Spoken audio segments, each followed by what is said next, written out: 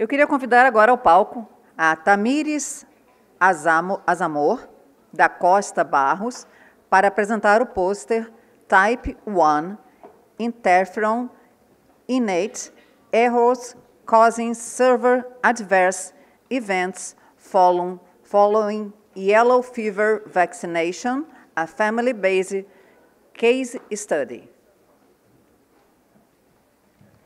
Tem um microfone também?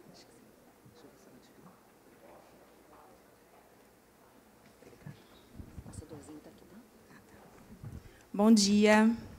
Meu nome é Tamires, eu sou do Laboratório de Tecnologia Imunológica da VEDINF, de Biomanguinhos. E hoje eu vou falar sobre o nosso estudo intitulado Erros inatos em interferons do tipo 1 causando eventos adversos graves pós-vacinação contra a febre amarela, um estudo de caso baseado em família. Bom, a vacina da febre amarela é uma vacina padrão ouro, né, tanto em termos de imunogenicidade quanto em termos de segurança, e ela é extremamente necessária no Brasil e em muitos países da África, dentre outros, até porque o vírus selvagem da febre amarela ele ainda circula, e tivemos recentemente, inclusive, casos de óbito, né, em São Paulo. A imunologia da vacina da febre amarela ela envolve alguns eventos que acontecem dias depois da vacinação, né, que você tem uma replicação viral autolimitada, acompanhada de uma resposta inata imune, e, após esse período de mais ou menos uns 15 dias, você tem o desenvolvimento de respostas celulares e respostas humorais, que são bastante eficientes. E os eventos adversos pós-vacinação contra a febre amarela eles acontecem justamente nesse intervalo de dias depois da vacinação. Então, eles são caracterizados como eventos que são precoces, né, dias antes da vacinação, são caracterizados também por uma alta carga viral e por uma hiperinflamação nos pacientes.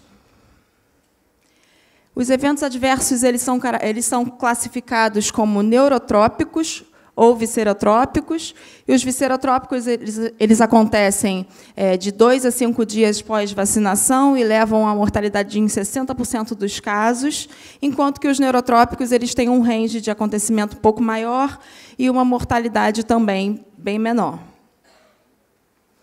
Então, o objetivo desse estudo foi elucidar os mecanismos, né, por trás da patogênese dos eventos adversos após a vacinação e identificar biomarcadores que fossem úteis para reduzir a incidência desses eventos que são raros.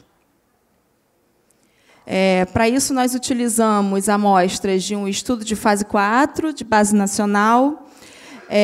Esse estudo contou com 5 casos de evento adverso e um total de 31 amostras, incluindo os casos e os seus familiares. Então, nessa tabela, estão aqui registrados os 5 casos que nós tivemos, né, incluindo um neurotrópico e 4 viscerotrópicos. 3 dos casos viscerotrópicos já foram identificados como casos de indivíduos carreadores de erros inatos em interferon do tipo 1. Essas identificações elas foram publicadas, né, elas foram principalmente desenvolvidas, né, pelo grupo do Dr. Jean-Laurent Casanova e do Dr. Charles Rice, na Rockefeller University. E só para falar um pouquinho, né, da via de interferon do tipo 1, essa via que começa ali na ligação do interferon com os seus receptores, receptor 1 e 2, ela é a principal via de resposta inata antiviral. Então, aqui, nos 3 pacientes que já foram descritos, a gente pode ver aqui uma ilustração, né, que foi achado um truncamento no receptor 1, também uma perda de exon no receptor 2 e também um paciente que apresentava autoanticorpos contra o interferon. E tudo isso levou a uma alteração na via de interferon do tipo 1. Então, aqui nesse projeto, nós buscamos analisar um dos casos que ainda não tinham sido investigados, o caso número 2, partindo, então, para o sequenciamento de exoma completo desse caso, e validação dos achados genéticos por PCR em tempo real, tanto dos casos quanto dos familiares. Fizemos também uma análise funcional, incluindo os 5 casos de evento adverso, além de controles sadios. Nós obtivemos sangue total dessas participantes, isolamos o PBMC e colocamos essas células em contato com o vírus atenuado da febre amarela in vitro. E essas amostras de cultura elas foram, então, analisadas com relação à imunofenotipagem, à transcriptômica e o perfil de citocinas secretadas. Aqui nós temos o heredograma da família, né, desse caso 2. É uma família que tem 11 irmãos. Dentre eles, 3 apresentaram evento adverso pós-vacinação, evento grave. 2 deles faleceram devido ao evento. E um deles é o nosso probando. Então, aqui, nessa figura B, né, nós podemos ver o resultado do exoma. Uma ilustração mostrando aqui que o paciente apresenta homozigose para a perda dos exons 3, 4 e 5. Aqui, nesse plot de amplificação, nós podemos ver a amplificação do exon 4, mostrando que o probando realmente apresenta uma amplificação muito tardia, quando comparado com os demais familiares, que são ou homozigotos ou heterozigotos para alelos selvagens. E aqui nós temos uma modelagem, né, molecular de como ficaria, então, esse complexo de interferon com os seus receptores em indivíduos saudáveis, né, selvagens, e aqui no nosso probando. Todos esses resultados foram obtidos em colaboração com o Dr. Zilton Vasconcelos, do IFF. Dando continuidade às análises funcionais, nesse primeiro gráfico, o gráfico A, a gente tem o perfil de citocinas secretadas na cultura, né? E nós vemos aqui em roxo, né, os resultados dos casos de evento adverso. Então, nós podemos ver um aumento da produção de interferon beta e o aumento da produção também de L1 beta, né, uma citocina pró-inflamatória. Esse perfil pró-inflamatório ele se manteve também quando a gente analisou o perfil celular de imunofenotipagem. Então, nós vemos que os pacientes, aqui em roxo, né, quando comparados com os controles, apresentam um maior percentual de monócitos expressando o CLEC5A.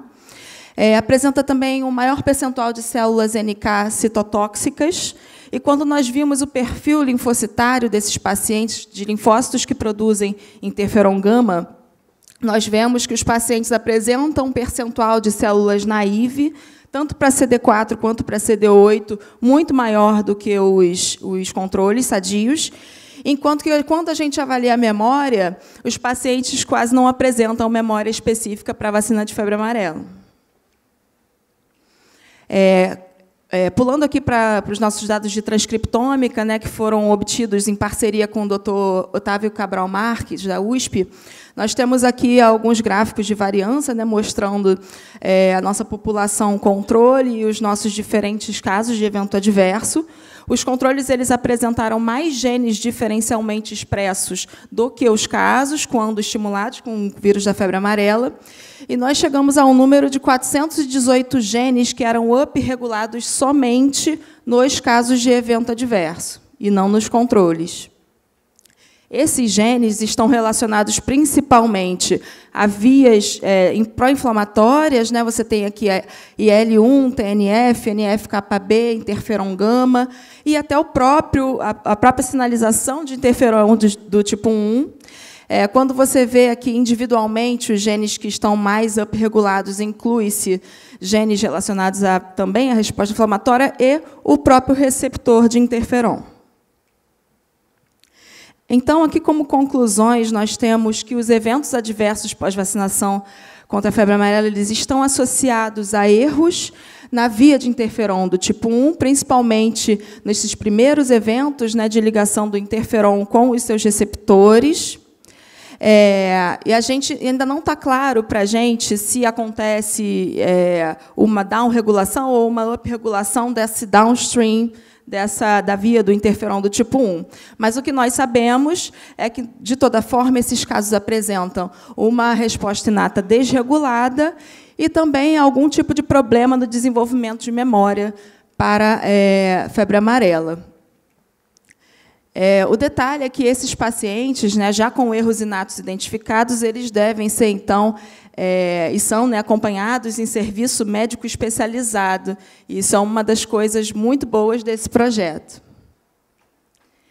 Então, como perspectivas, nós temos que maiores estudos nos aspectos funcionais desses erros inatos que foram achados, eles podem ajudar no desenvolvimento de estratégias terapêuticas e de vacinas também alternativas, assim como a vacina de mRNA, no qual você não tem replicação viral.